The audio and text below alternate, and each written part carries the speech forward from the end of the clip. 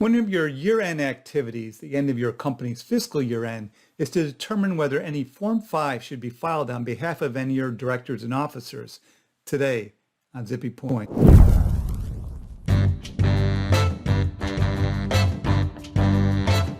I'm Brock Romanek, and I'm a big fan of yous.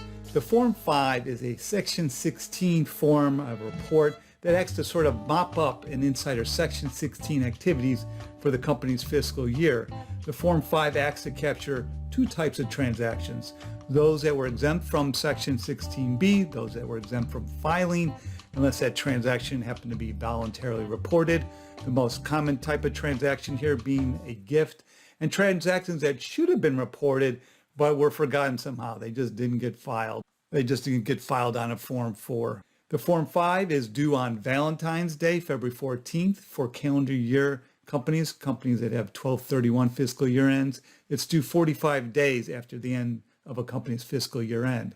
So the idea of the Form 5 is to bring all of an insider's reporting up to speed, to now include those things that weren't reported before during the year, either because they weren't required to be reported or they were required, but they were missed. And after the Form 5 is filed, the insider ideally is current in the reporting. Any reports that were forgotten, and they're included transactions in the Form 5.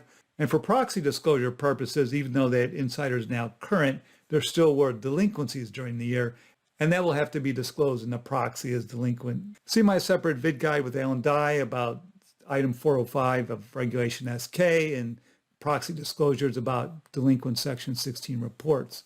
The Form 5 doesn't clean all of that up.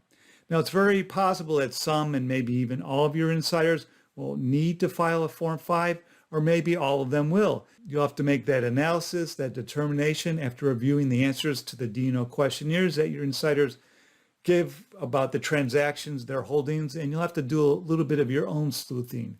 You're going to review those transactions that were made on behalf of those insiders within the company's compensation plans over the past year to see if there are any transactions that should have been reported on Form 4s over the past fiscal year, or maybe they were exempt for reporting, but now they need to be disclosed on a Form 5. Hopefully you'll be doing this sleuthing before you send out the D&O questionnaire if you are a company that pre-populates the D&O questionnaire, so that you can include all those planned transactions within the pre-population so that insiders can review them and to determine whether they're on the same page as you as to whether if those transactions actually transpired.